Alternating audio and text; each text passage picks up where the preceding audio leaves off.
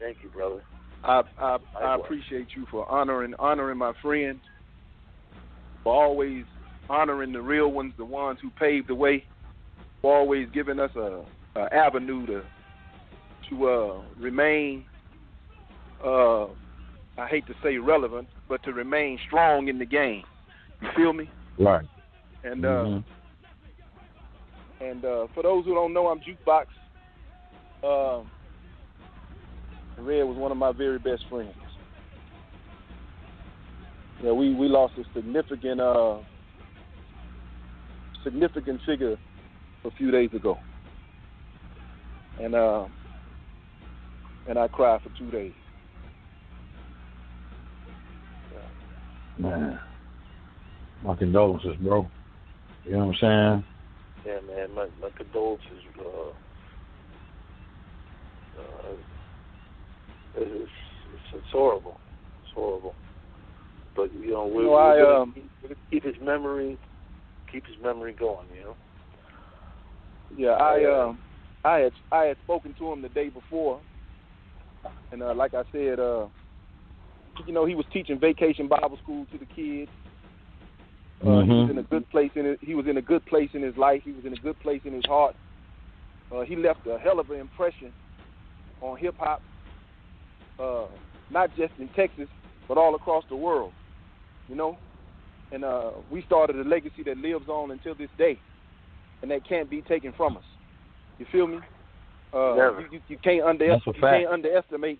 You can't underestimate what he brought to the table. And I agree with you 100% when you say that Rap-A-Lot might not be what it is if we hadn't met Red in 1987.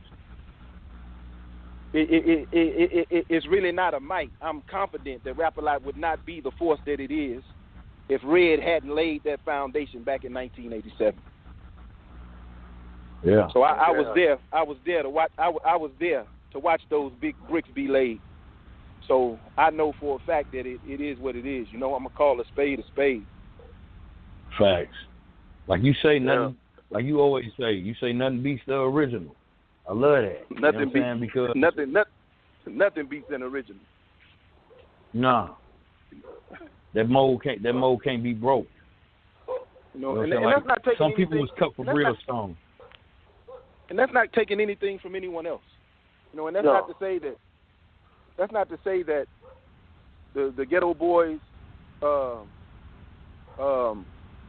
Brad, Willie D, Bushwick, OG Big Mike, any of them, Raheem, K9, that's not taking anything from them. What it's doing is adding to what they did, because the Ghetto Boys are the original ones from the South. You understand? We are the mold breakers. We kicked in the door. You understand? And so that's a compliment to all of them. When I say nothing beats an original, it's a compliment to all the entire Ghetto Boy franchise, the whole fraternity of us, all the MCs, all the producers, anybody who helped us. Nothing beats an original.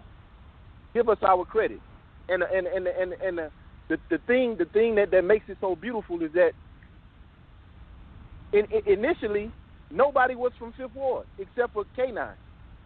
Nobody was from Fifth Ward. We said we was from Fifth Ward back then because of James. James had the money. But I'm from the south side of Houston, from 3rd Ward. Red from Trenton, New Jersey. Johnny from Trenton, New Jersey. You feel me? The only person back then who was from Fifth Ward was James. And he said, y'all need to say y'all from Fifth Ward. And we said it. Why? Because he had the money. So that's why we said it. Man. You know, Red gave you guys that sound, and you guys just took and off. Y'all repped that shit. You and Johnny clicked so much. I love that first lineup. I love that first lineup just as much, because I knew if you went on to make other records like just jumped into the hype. We was talking about that 1989 record that's unreleased. You guys were several hit records, I believe. When we were putting the Jump in the Hype album together, the title, like you said, Red was a Star Wars fan. The title came from Darth Vader in Star Wars when he was talking to the Dark Lord.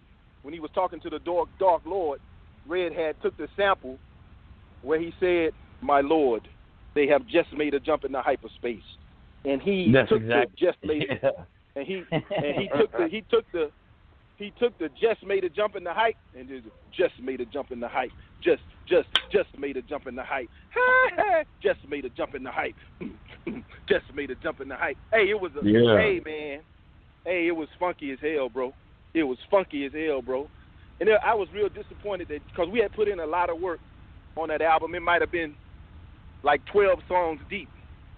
And I from what I understand, they released one of them. The Hip Hop Must Be the Music, and put it on some kind of tape with a bunch of a collaboration tape. But we had put a lot of work on that album, and a lot of Red's productive genius came out in that second album that they didn't release. But it also came out in the we also had a song on the album called Grip It. So the title for the Ghetto Boy album that I wasn't on, the one that I left in, that I was right in the middle of production of, the Grip It album, that's when I left the group. It came from a song off the album that we didn't release. We had a song called Grip It. And so they named the album Grip It on that other level. Yeah. History, man. Yeah. We, hopefully at some point that album becomes available, because that's priceless to hear that. Me and Johnny, we've been talking about it. I told Johnny and I told Big Mike that with the passing of Red, the fire burns hotter. We need to get on our shit. You feel me? We just need to do what we need to do. So, you got, and they agree with you got our support 110%. Right, and I appreciate you figuring that out too, and being on that mind frame. Like, hey, because we don't be knowing. You know what I'm saying? We don't be knowing. Nah, what was it? Red passed Thursday, so like maybe Sunday, we was going through some tracks that he was working on for me and Johnny.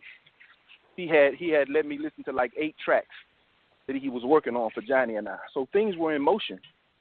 But I don't question what God does. No. He does everything with the purpose, with the plan. And like I said, Red was ready. If anybody was ready, he was ready, bro. He had become world famous. He fell down in the dumps and struggled with addiction. He overcame that. He got himself back together, cleaned himself up, redeemed himself in the eyes of God, and God needed him. And so he took him from him. And so we just thank God for the time that we had with him. You feel me? Facts. We just thank God. We just thank God for the time. We just thank God for the time that we had with him.